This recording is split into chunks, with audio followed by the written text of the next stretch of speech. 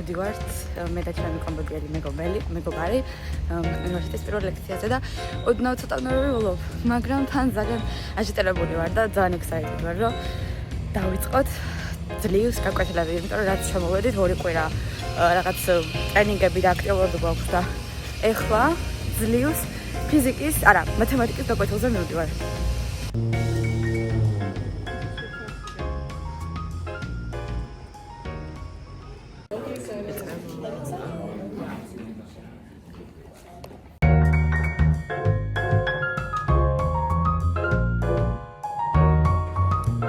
ეს არის სათამაშოები, რომლის დახმარებითაც პროფესორი კლასიკური მექანიკის შესწავლას გვიხსნიდა. გამარჯობა. მოკლედ დღეს პირველი გაკვეთილი გქონდა. ძალიან მომეწონა პროფესორი, ძალიან საყვარელი იყო და რავი, ძალიან სახალისო, საინტერესო ლექცია გქონდა. თვითონ რაღაც იუმორისტული ქალი არის და თან ფიზიკას ვსწავლობთ, მაგრამ ჯერ იმდენი ფიზიკა არ დაგვიწყია, უფრო რაღაც ერთეულებს განვიხილავდით, ზოგადსაც ვსაუბრობდით, რაღაც სამყაროზე, ძალებზე და ასე შემდეგ.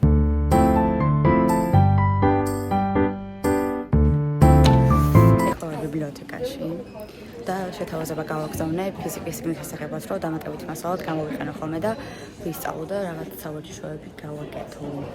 ეხლა წავალთ ვითმენში, რომ იქაური ლანჩი გავსინჯოთ. სადილე. აი ამ ბიბლიოთეკაში ვიყავით წინის შესაკვეთად. ძალიან ყოველდღიური არჩევანია. სადილის შემდეგ დავბრუნდი ჩემს ოთახში, რომ ფიზიკაზე რაც ჩავიწერე, მაგ ყველაფერს გადამეხედა, მნიშვნელოვანი საკითხები გამეხადა და პროფესორმა რაც ინფორმაცია გამოაქვეყნა საიტზე, იქ ყველაფერი გადამემოწმებინა და დამატებით ინფორმაცია გამიგო. ზოგადად ამერიკულ უნივერსიტეტებში წესი არის, რომ ლექცია მიდე და ლექციის შემდეგ შენი ჩანაწერები უნდა განაახლო, შეამოწმო პროფესორთან დააზუსტო. ვართ ინჟინერიის ფაკულტეტის სტუდენტები შეხვედრაზე. ჩვენს მრჩეველებს უნდა შევხვდეთ ჩვენ ჯგუფებს და გამიხილოთ უცხო საკითხები და რაღაც ბარბეკიუ სიტუაცია. And then the third axis would be tools. But it's easy to confuse ignorance and uncertainty and knowledge and certainty. And on that front, the certainty and uncertainty front, you'll likely find that your education takes you in the opposite direction. დამთავრდა შეხვედრა, ჩემს მრჩეველს შევხვდი და ვისაუბრეთ მათემატიკის და ფიზიკის გაკვეთილებზე, იმიტომ რომ აქ არის შეთავაზება, რომ გაიარო მათემატიკა და ფიზიკა, ისეთი თქოს, ანუ უფრო ინჟინერიასთან დაკავშირებით ისეთ საკითხებზე, ისეთ ამოცანებს გაძლევენ, სადაც უფრო რეალური ინჟინერიის პრობლემები ამოცემული. მაგრამ არის ასევე მარტივი მათემატიკა, ან მარტივი არა, უბრალოდ ჩვეულებრივი მათემატიკის და ფიზიკის საგნები. და მე შევხვდა, ანუ გავიცანი ხალხი, რომლებმაც ფიზიკა აიღეს ინჟინერიაზე ორიენტირებული და მათემატიკა აიღეს ჩვეულებრივი, იმიტომ რომ უფრო ღრმად შედიანო და უფრო ასე ვთქვათ, გამოგადგებაო მაგ საგნის აღებაო და მაგის გამო ცოტა დავაჭრდი ჩემს საგნების არჩევანში და დღეს ვკითხე ჩემს მრჩეველს რა ჯობია, როგორ გავაკეთო თქო და საბედნიეროდ დამაკავშირა კი არა და მივედით და იმ პროფესორთან, რომელიც ამ ინჟინერიაზე ორიენტირებულ მათემატიკას ასწავლის, მას დაველაპარაკეთ. გავიგე რომ რაღაც თემები განსხვავებული არის, მაგრამ უკეთესი იქნება ფიზიკასთან ერთად, რომელიც ინჟინერიაზე არის ორიენტირებული, ამ მათემატიკას გაველი და წესით ალბათ ისევ მაგაზე დავრჩები, რასაც ვფიქრობდი. მაგრამ მაინც მინდა რომ ანუ ჩვეულებრივი მათემატიკის გაკვეთილსაც დავესწრო და იმასაც, რა ქვია, ინჟინერიაზე ორიენტირებულსაც და გადავწყვეტო, იმიტომ რომ ეგ შემიძლია ჩვეულებრივად. ზოგადად 2 კვირიანი პერიოდია, როდესაც რასაგანსაც კიდე იმას დაესწრები, პროფესორს უნდა შეატყობინო, რამდენი ხანიც კიდე იმას დაესწრები და თუ მოგეწონება შეგიძლია, შეჩავლის ნებართვის შემდეგ გადაცვალო გადმოცვალო და მაგის მიხედვით ააწყო შენი განრიგი. ეხლა ბიბლიოთეკაში რომ მივედი და წიგნი შევუკვეთე, მის ასაღებად მივდივარ და იმედი მაქვს არ არის დახურული. 6 საათს გადასცდა და ხოდრა ძალიან საინტერესო იყო, იმიტომ რომ ანუ სულ პრინსტონში არის 6 დეპარტამენტი ინჟინერიის, ქიმიური, ბიოლოგიური, აქ მოკლედ ჩამოვწერა გვერდზე რა დეპარტამენტებია და ყველა დეპარტამენტის უფროსი გაგვეცნო, წარმოადგინა თავისი სფერო, რატომ უნდა ყოფილიყავით მან, 1-2 რაღაც გაიხმრობაც იყო და თან ანუ ამ მრჩეველებს შევხვდით თან. შემიძლია აღება. So this one you're actually going to get longer is going to be till November 7th. ეს რა ნერად მომატარო. არა, იდეაში 3-ი ნოემბერს, მაგრამ I originally did that too, and then I realized that.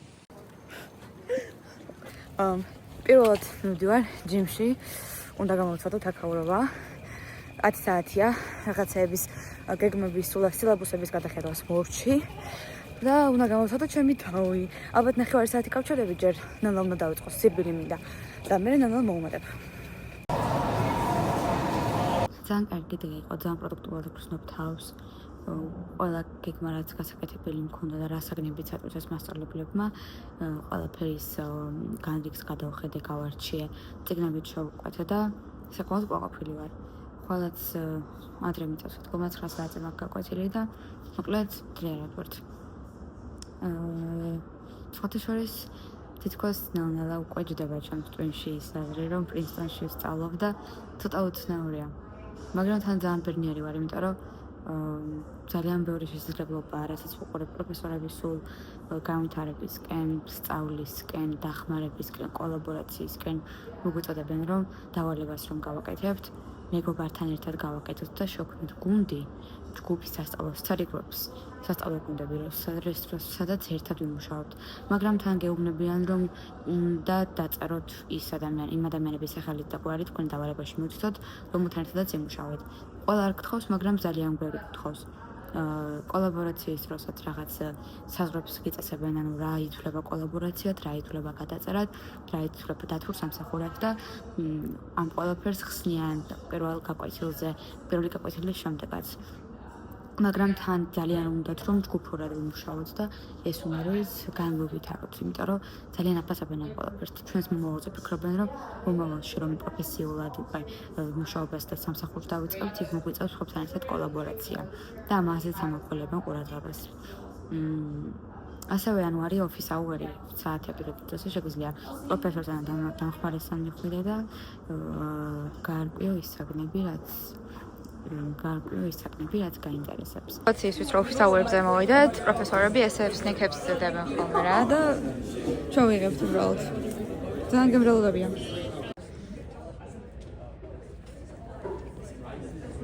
და healthy snacks. თან მანდ ანუ იმიტომ გთხოვენ, აი ყველა შეხვედრა რაც იყო, ერთ-ერთი რჩევა იყო, რომ ამ office hour-ში, ანუ office საათების დროს მისვლა. რატომ რომ, ანუ მანდ რომელი მოსწავლეებიც მიდიან, მაგ მოსწავლეებთან ერთად მუშაობ და მექანიკურადაც უკვე სასწავლო ჯგუფებიც ყალიბდება. თან ეგ ადამიანები არიან, რომლებიც ასეთ office საათებს დადიან, ყველაზე მოწადინებულები. ამერიკაში სისტემა ცოტა სხვანაირია, არ არის ასე ვთქვათ 10 ბალიანი სისტემა ABCDEF აქვთ. ზოგიერთ საგანში სხვათა შორის მაგალითად 1000 ქულიანი შეფასებაც არის ქიმიაში, მაგალითად 1000 ქულა მაქვს დასაგროვებელი თუ რაღაც მსგავსი. მაგრამ ხანდახან A+, A- ესეთი შეფასების კრიტერიუმებიც აქვთ, თქო, მაგ ყველაფერს თავისი ქულებით შეესაბამება 100-დან 1000-დან და ასე შემდეგ. ოღონდ ეს ყველაფერი ქულების მიღება შეგიძლია თვითონ კლასში კონტრიბუციით, აქტივობით, ოღონდ უბრალოდ აქტივობა ხელისაწევა არა, რაიმე მნიშვნელოვანი შეტანა საგაკვეთილო პროცესში. შეგიძლიათ და უნდა ეს ქულის დაწერა ხდება დავალების მიხედვით. ქულის დაწერა ხდება რაღაც პროექტის მიხედვით, რასაც მასწავლებელმა შეიძლება მოგცეს და გამოწვევის მიხედვით.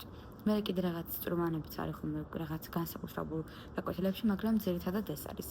და რაღაც პროცენტებად დაწერია რა, მაგალითად გამოცდებს რა პროცენტი, რამდენად ექცევა ყურადღება. 30%, 40% თუ წერია, ანუ გამოცდებზე არის ძალიან დიდი გამახვილება ყურადღების. 15% თუ წერია ნაკლებად. მაგალითად ჰუმანიტარულ კლასებში რაღაც papers, ასეთ რაღაც არის, ნაწერებს აქცევა ძალიან დიდი ყურადღება.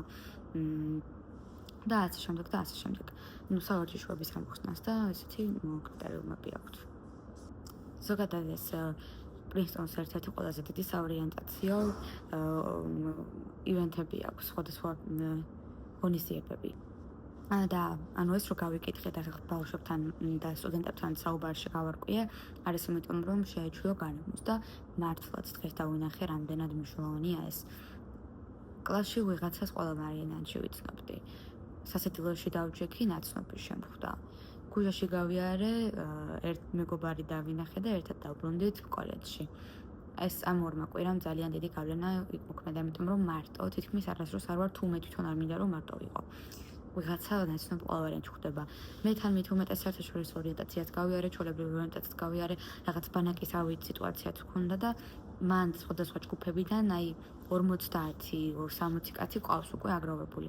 მაგის გარდა უკვე სასადილოებში და ისეთ ხალხს რო ვიცნობ ხოლმე და ეს ძალიან დიდ საფუძველს გიქმნიდა და თუ არის ჩემ კოლეჯის ნიშანი და ესეთი სკოლები ზოგადად უკეთია ხოლმე რაღაც ღონისძიებების დროს, რაც ჩვენ Forbes-ის კოლეჯს უკავშირდება.